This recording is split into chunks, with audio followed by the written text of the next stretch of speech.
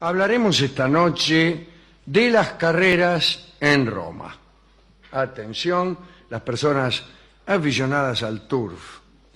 Cuentan que el emperador Nerón, además del canto, tenía como principal tema de conversación las carreras de caballos disputadas en el circo. Ya conocen todos ustedes al emperador Nerón, que cantaba, que era cruel, que tuvo que suicidarse. Bien, durante los primeros años de gobierno se dice que Nerón, cuando nadie lo veía, jugaba sobre la mesa a carreras de caballos con unos caballitos de marfil, el pequeño aficionado a las carreras de caballos, y los hacía avanzar con la mano.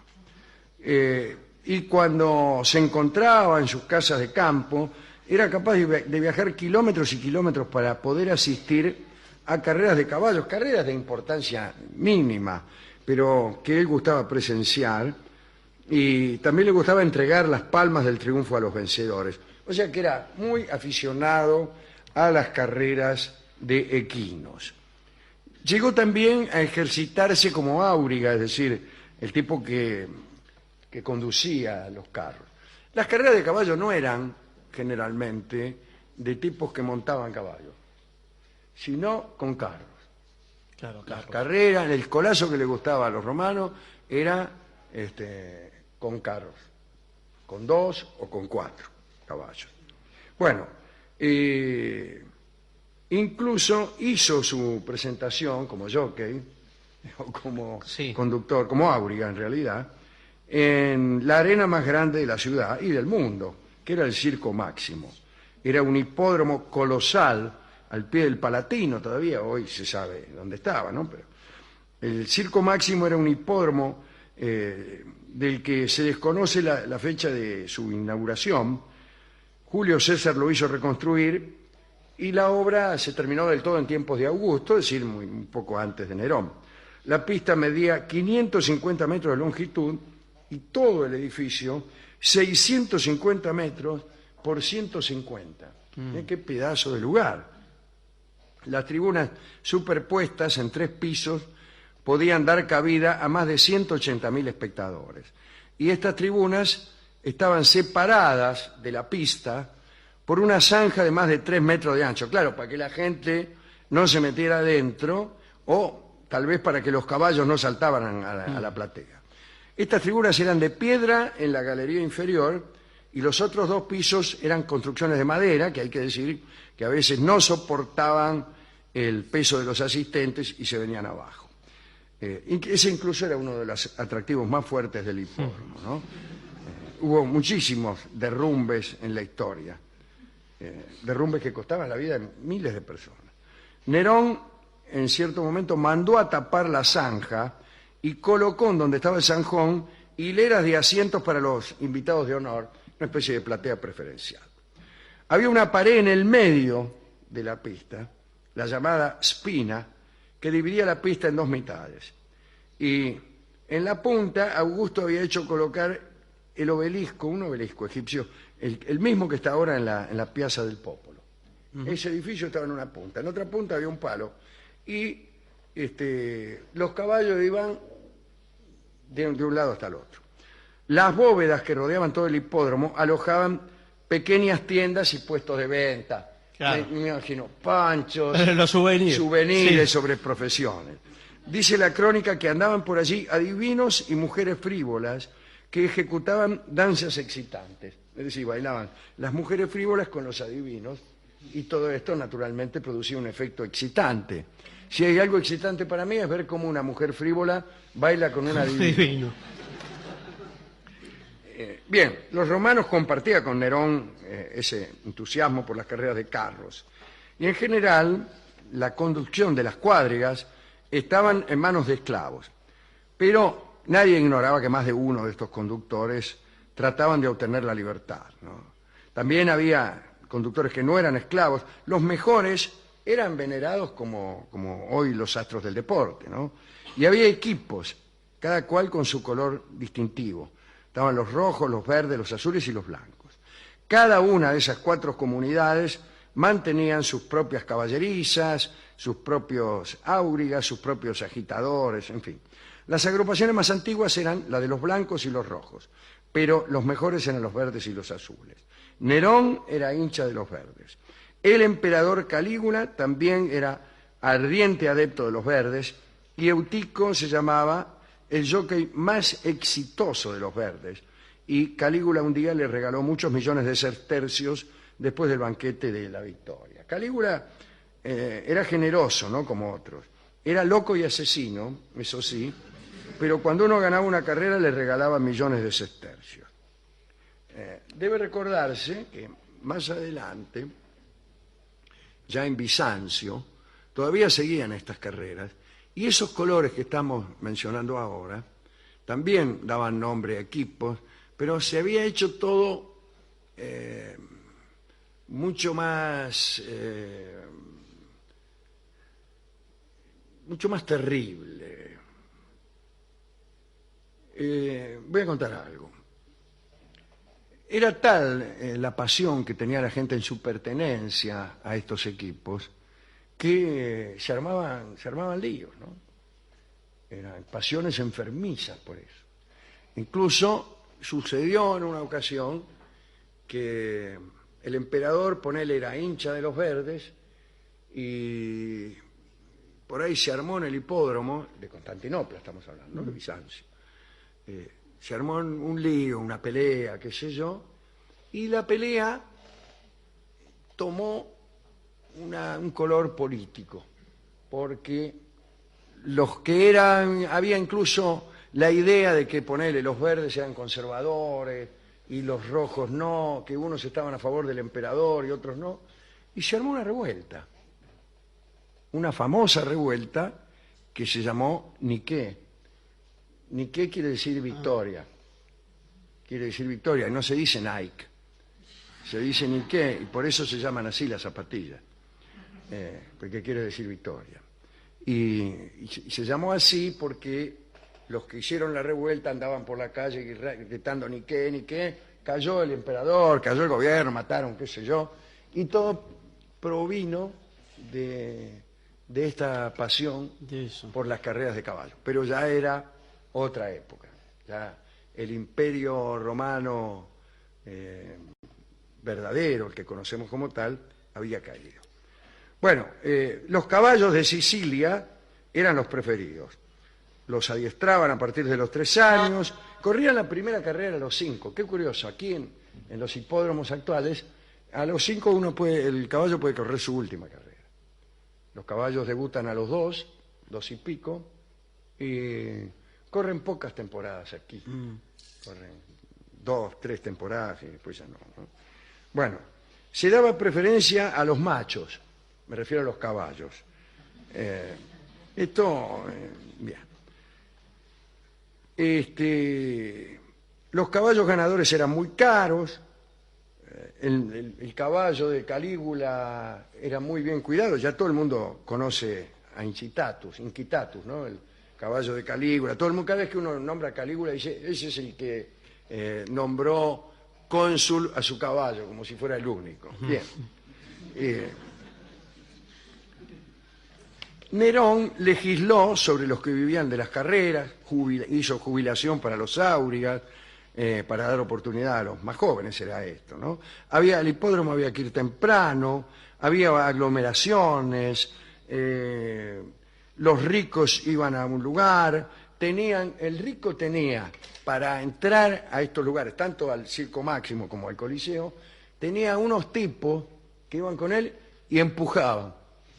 Eran reempujadores, que le abrían paso. Entonces iba el rico y adelante tenía 4 o 5, abran cancha, qué sé yo, abran cancha los otretas, y ahí empujaban y el tipo iba y se sentaba. ¿Cómo ahora? Exactamente. La señal de partida para cada carrera era la caída de un pañuelo blanco que alguien arrojaba desde una torre que se había edificado a ese solo efecto. ¿Solo para tirar el pañuelo? Sí, los romanos edificaban torres solo para arrojar desde ellas pañuelos que daban la señal de partida a los caballos. Daban 7 vueltas. 7 vueltas. Claro, que habíamos dicho cuánto eran los metros. y eran 550. Entonces iban y venían. Claro. Y daban vuelta alrededor de un palo. De un lado era el obelisco, del otro había un palo. Alrededor del palo, o sea, una vuelta muy cerrada. Y volvían 550 y 550, 1100. O sea, 8 vueltas, le dije. 7 eran, creo. 7 vueltas, 770 metros. No, metros no, 7.700 metros. 7.700. 7 kilómetros y pico, en una carrera larga. Sí. Hoy en día no se corren carreras tan largas. Bueno, y listo. ¿Cómo se vestían los jockeys? Una túnica corta, sin mangas, con los colores del equipo, y llevabas un cuchillo, llevaba. ¿Para Está qué? muy bien. ¿Para qué? Sí, porque si alguno se hacía el loco. Pero no hay tiempo. Sí, de que nada. te venís, que te venís, que te crees. Eran tiempos difíciles, ¿no? En las curvas, el mejor caballo corría siempre del lado izquierdo, que era el lado de afuera. Quiere decir que giraban a favor de las agujas del reloj. Sentido horario. El momento difícil era el de los virajes, como hemos dicho, Sí. y entonces el mejor caballo lo ponían del lado de afuera. Bueno, esta es una jornada descriptiva para los aficionados a las carreras de caballo que querían saber cómo era el Circo Máximo. Después Nerón murió. Sí. Lo No me acusaron del incendio de Roma. ¿Quién sabe si era él? Era aficionado al canto, le gustaba que lo aplaudieran, se enojaba mucho cuando no lo aplaudían. Viajó a Grecia para participar en unos juegos y se anotó en los juegos como conductor de carros, pero también participó en juegos que involucraban el canto y el arte, ¿no? Y en realidad el que tendría que haber ocupado su lugar era el hijo de Claudio. Claudio era un emperador un poco raro. Sabemos mucho de Claudio porque alguien investigó por nosotros e inventó por nosotros. Y ese alguien fue Robert Graves, que escribió Yo Claudio y la continuación, Claudio el Dios y su esposa Mesalina. Claudio era el hermano era el tío de Calígula y el que lo sucedió. Cuando mataron a Calígula, nadie quería ser emperador porque todos calculaban que era un riesgo muy grande ser emperador. Claro, después de haber matado a uno. Sí. Y lo encontraron a Claudio, que era un señor grande ya, escondido, era tartamudo, todos creían que un poco sonso, pero en realidad era muy inteligente. Y lo pusieron de emperador. Era un tipo raro porque no tenía valor personal, ni siquiera tenía apetito de poder. Al tipo lo único que le importaba era leer y estudiar. Se dice que fue la última persona en el mundo que conoció el idioma etrusco. Un idioma que ahora se ha perdido, nadie conoce.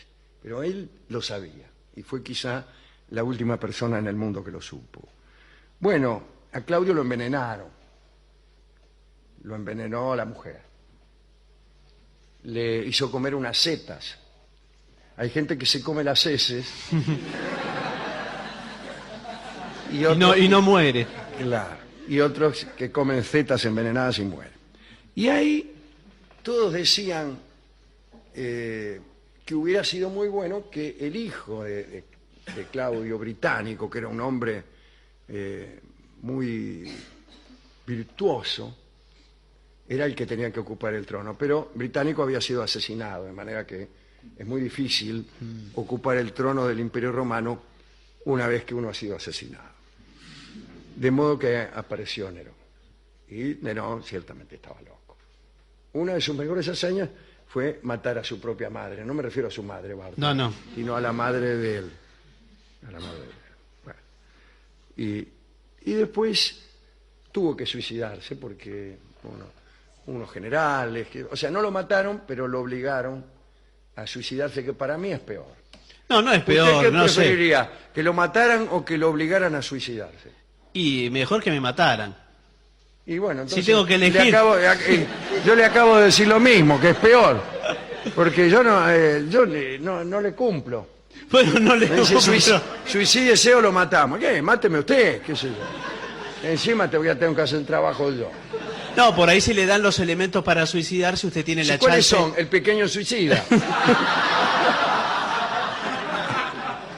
Tiene la chance de matar a su verdugo, quizá. Claro, qué piola que es usted. Y bueno, sí, digo, bueno, está bien. Qué suerte que a nadie se le ocurrió en toda la historia eso. Si no, nadie se hubiera suicidado. Estaríamos todos gobernados por Nerón. El caso es que fuimos a la dependencia donde entregan discos y pedimos discos acerca de... Del Imperio Romano no hay. Del Imperio Romano, que no hay. No hay. Acerca de caballos. Quizá. Que me imagino que debe haber. Y dice, ¿qué pelo de caballo le gusta más a usted? Me dijo el discotecario. Le digo, el zaino. Me dice, no, a ver, elija otro. El tobiano, le dije yo. No. El tordillo. No. El bayo. No. El ruano. Ahí va queriendo, me dice. Ahí va queriendo. Y me dice, bueno, mire, tengo el alazán. Bueno. Esta canción que se llama Agarrame el alazán. Sí. Y que es una bella milonga compuesta por Omar Moreno Palacios en conmemoración de aquellas jornadas del circo romano. Habrá imaginado que antes de las carreras, cuando había que armar los carros y poner delante los correspondientes equinos, Sí. alguno habrá dicho, Agarrame la alazán. agarrame el alazán, No sé, porque Suetonio. no hay ninguna mención ni al Circo Bueno, Máximo, ni... El ni caso es que es ni- una de mis milongas preferidas. ¿Quién sabe si es una milonga? No es una milonga para mí. Es una polca. Mm. Es una polca, evidentemente, ¿no? Mire.